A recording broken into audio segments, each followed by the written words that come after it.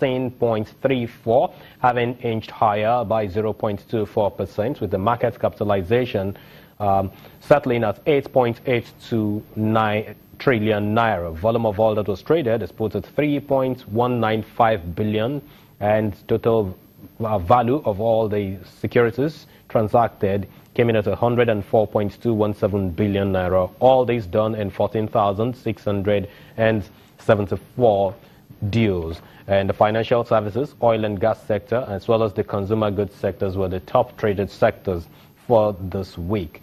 The price gainers also had Nearest, which used to be the air service and logistics company of Nigeria. It actually traded higher by 14.84%. Cadbury as well as Seplat also were found on the list. While on the flip side, we have livestock, UACN Property Development Company, as well as Guarantee Trust Bank, all coming in as the top three losers for the market this week.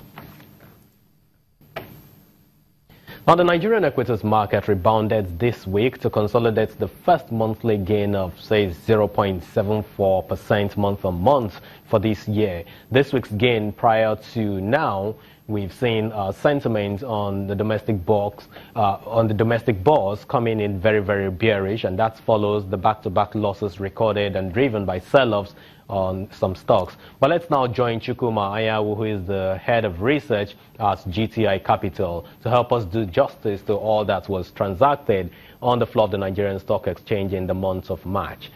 Chukwuma Ayawu, thank you for joining us on the phone. Thanks for having me, Temple. It's great to be here. And I appreciate your permission to let me disturb you this weekend. But let's take a look at this market in the month of March. Equities rebounded all this week, and we saw the first gain, the first month-on-month gain since the beginning of the year. Tell us what the drivers of this gain is. Well, Temple, the major reason why we saw the market close the month higher on a month-on-month review is largely because of the fact that we got better than expected economic news. We saw inflation figures trending down first time in 15 months. And we also saw the fact that the negative growth was easing up. So we're getting, and of course, the exchange rate prices also got some job improved significantly. I mean, from a high of 520 naira in the parallel market to about 380. And we saw major improvements on key economic parameters. And that sort of filtered into positive sentiment in the market. When you look at the kind of valuations that we are looking at with a market almost as down as you would see that it was a no-brainer that we sort of bargain hunting opportunity. You know, but like I said, I think what we are actually waiting for is that is the fact that we expect to see improved FPI participation, and that will give the market eventual boost value that is required to be able to sustain this uptrend. So that's what we are looking at. We expect the positive traction we have gotten from the economy to continue, and that will give some boost to the market coming into April. Okay, Chukwuma, we've heard the news of the demutualization which broke on Thursday, but again, we also know that the domestic investors were the key participants in the market lately. Will the news of the demutualization galvanize the foreign portfolio investors back into the Nigerian exchange?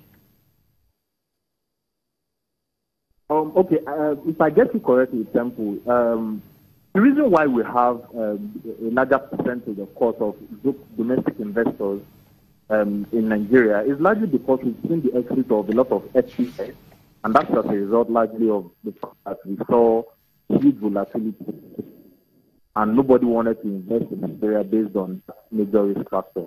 So, and another downside is the fact that we've had largely the domestic-driven investor base is the fact that we've also seen people are quick to take profits when there is a marginal improvement in the market. That has given us the kind of stability that we expect in the market. I mean, yesterday it's still down a little bit, below 5%. And that still means that we still have a larger play of people who are short-term focused in the market. And we need to get people who have the sophistication to be able to do proper research, adjust for all of the major economic risks that are that we have currently in Nigeria, and be able to take a longer-term position. And that's the kind of days that we need. And right. Chukwuma, thank you very much for making our time to talk to us, to interact with us on capital markets this evening. We'll certainly get back to you again on Monday to do review on our sister program, Business Morning. We appreciate your time on the phone. Let's quickly take a look at the numbers that trickled in yesterday from the FMD OTC. The bonds market had very, very bearish sentiments yesterday, Friday. The June 2019 and March 2024, as well as June 2019 securities were the FGN bonds that attracted the attention of investors. Total deals came in at 15 and valued at 11.4 billion naira. And the same thing, bearish sentiment, was what we also saw on the Treasury bills market, where the short-tenured bonds, securities, I beg your pardon, were the ones that investors went for.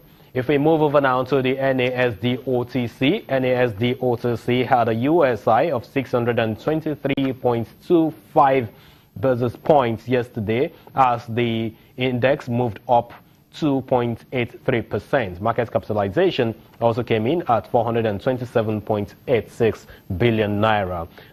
The deals and volume, as well as the value of all that were transacted there on the bourse for this week, notched up 22%. And if we take a look at the top trades, Niger Delta Exploration Production Company, as well as Air Liquide and Friesland Wamco Campina are the major securities that investors transacted on. Let's go again for the African markets, where we look at the Egyptian Stock Exchange. The EGX30 has an index level of 12,994.80, and this is coming in the negative territory, just like the Ghana Stock Exchange that came in week to date at 1.35%. What we notice basically is that the Kenyan market is beginning to gravitate back into the positive territory. But we'll go for a short break now, and when we return, we'll bring you highlights of the global money market at the Nigerian Stock Exchange.